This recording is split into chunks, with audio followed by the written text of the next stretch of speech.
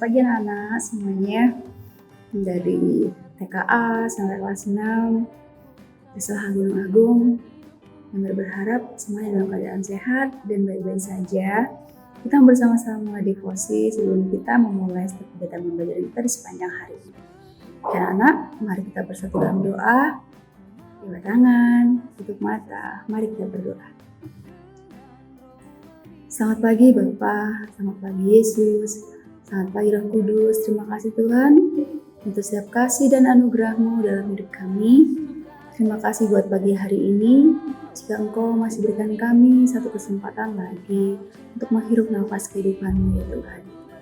Bapak, sebentar kami akan memulai setiap kegiatan pembelajaran kami, namun sebelumnya kami akan bersama-sama belajar dan mendengarkan sebagian kecil dari firman-Mu. Biarlah Tuhan membuka setiap hati dan pikiran kami, sehingga kami boleh mengerti, memahami, bahkan kami dapat melakukan dalam hidup kami sehari-hari. Namun sebelumnya Tuhan, ampuni Bapa setiap dosa dan pelanggaran yang kami lakukan, baik melalui pikiran, perkataan, dan tindakan kami. Dalam nama Tuhan Yesus kami bersyukur dan berdoa. Haleluya. Amin. Oke, hari ini kita mau bersama-sama belajar dari 2 Petrus 2 ayat 15. Mami akan bacakan buat kita semua ya. Begini bunyi firman Tuhan. Oleh karena mereka telah meninggalkan jalan yang benar, maka tersesatlah mereka. Lalu mengikuti jalan Bileam, anak Beor, yang suka menerima upah untuk perbuatan-perbuatan yang jahat. Ya. Pagi hari ini firman-Nya diambil dari 2 Petrus 2 ayat 15 ya. Dan tema kita pada saat pagi hari ini yaitu tentang dosa membuat orang meninggalkan jalan kebenaran. Apa anak temanya pagi hari ini? Temanya adalah dosa membuat orang meninggalkan jalan kebenaran. Nah, bagaimana sih dan apa sih meninggalkan jalan kebenaran itu seperti apa? Nah, kita mau sama-sama belajar, kita mau sama-sama membahasnya. Namun sebelumnya, anak-anak ketika di rumah atau di sekolah atau dalam lingkungan desa kalian, anak-anak menemukan nggak yang namanya sebuah peraturan? Pasti menemukan ya. Contoh kecilnya saja di rumah. Di rumah tuh pasti ada aturan. Mungkin kalau saat ini sedang booming, anak-anak itu sudah mengenal yang namanya gadget. Dan kalian sudah sering menggunakannya, bahkan hampir setiap hari. Bahkan ada beberapa tuh yang setiap waktu memegang gadget yaitu HP dengan menggunakan aplikasi game. Ya, mungkin ada yang suka main game Free Fire kah, atau Mobile Legends kah, atau Minecraft dan sebagainya. Kan mungkin itu nggak asing lagi gitu ya.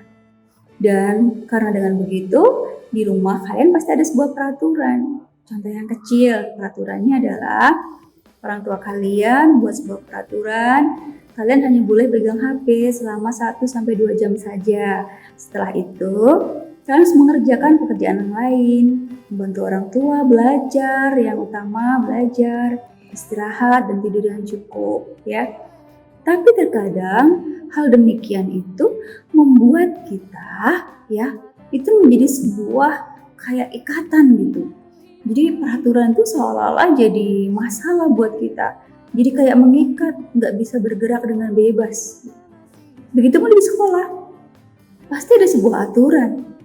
Ya, aturannya nih, misalnya di sekolah kita, Sekolah Lentera Harapan Gunung Agung, kalau masuk jam 7 pagi kita sudah masuk ke dalam kelas. Setelah itu kita melakukan devosi bersama.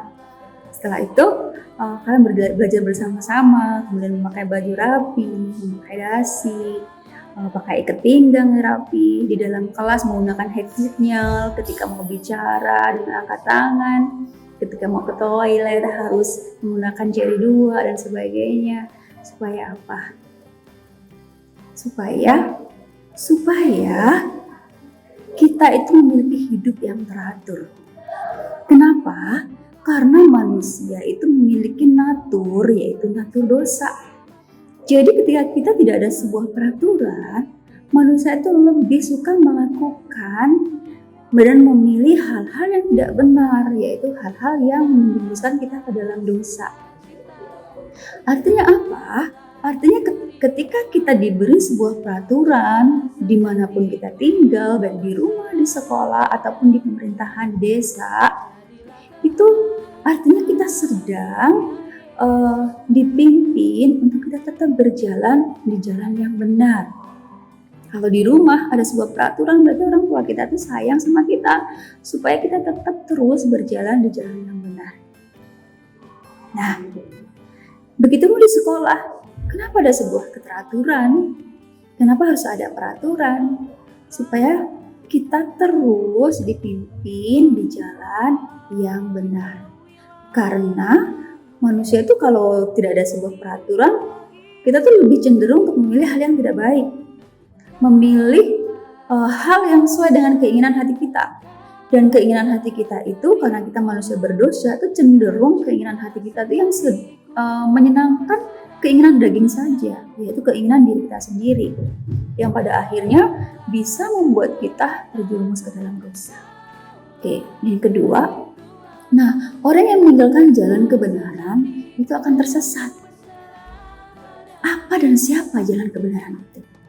Jalan kebenaran adalah Tuhan Yesus Kristus itu sendiri. Jika kita meninggalkan jalan kebenaran itu, kita akan tersesat dan kita akan terjerumus. Ya, untuk itu kita mau belajar terus mengikuti dan taat akan sebuah peraturan dimanapun kita tinggal. Dalam firman Tuhan, dalam Alkitab, itu adalah salah satu contoh bahwa itu adalah patokan kita untuk berjalan menuju jalan yang benar. Dengan kita mengikuti firman Tuhan, supaya apa? Supaya kita terus bisa berjalan di jalan yang benar, yaitu Kristus.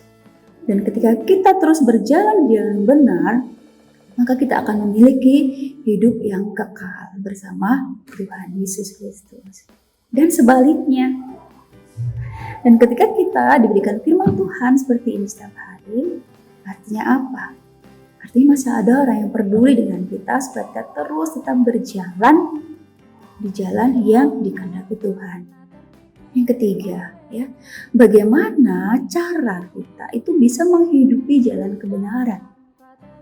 Caranya, ya kita nggak boleh mengikuti keinginan daging.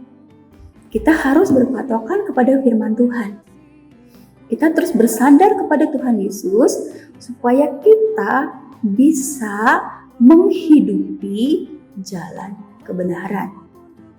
Kalau kita berpatokan pada pikiran kita sendiri, berpatokan pada keinginan hati kita sendiri, kita tidak akan bisa berjalan menuju jalan kebenaran. Karena jalan kebenaran, seperti yang dibilang tadi, adalah Kristus. Jadi patokan kita adalah Kristus dan firman-Nya.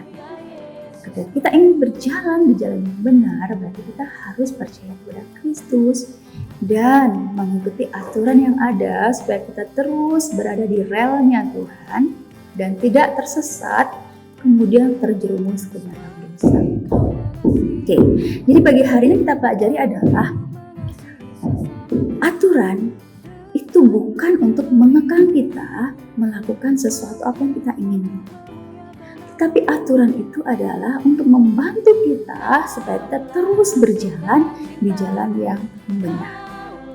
Ketika kita mengikuti aturan itu dengan sukacita, dengan hati kita, maka itu bukan menjadi suatu ikatan, ya, tetapi itu menjadi suatu habitat, ya, menjadi suatu kebiasaan kita untuk melakukan yang baik dan benar di mata Tuhan.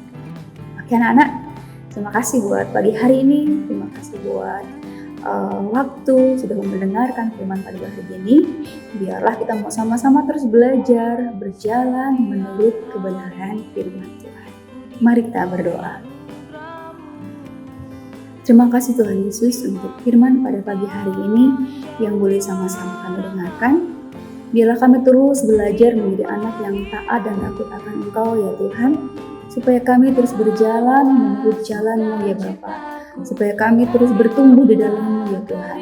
Ampuni Bapa setiap dosa yang kami lakukan ya Tuhan.